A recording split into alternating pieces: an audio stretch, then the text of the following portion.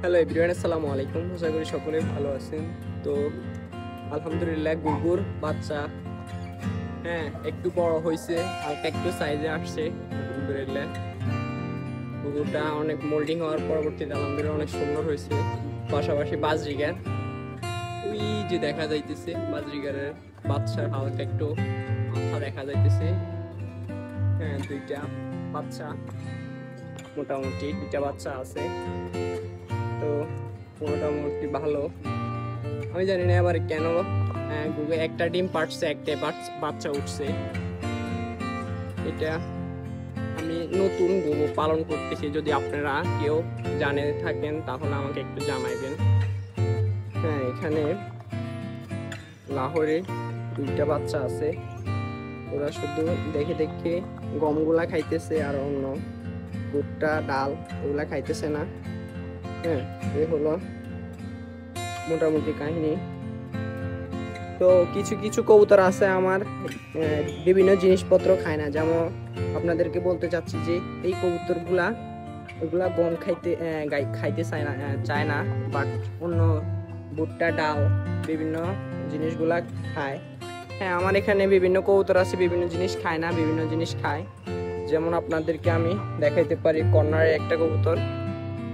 যেমন এই কবুতরটা সকল কিছু খায় বাট ডাল খায় না। এটা কেন হয় আমি জানি না, যদি কেউ জেনে থাকেন তাহলে আমাকে বললে ভালো হইতো। কিছু কিছু কবুতর আছে গম খায়, ডাল খায় না, ডাল খেলে ভুট্টা খায় না, এরকম আর কি। তো এই হলো কাহিনী।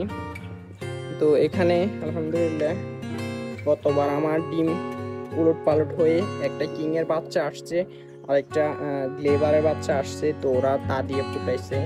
তো আলহামদুলিল্লাহ এবার আবার ডিম পেয়ে পারলো। তো দেখা যাক এবার ডিমগুলো কি হয়। তো এখানে পাশাপাশি কিং হোয়াইট ব্ল্যাক কিং এর মিক্সারে টাইগার কিং আসে।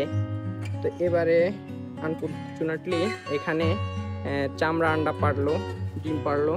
এটা কি কারণ হইলো জানি না, আমার গ্রেজের কমতি ছিল না হয় কি সমস্যা হলো জানি না।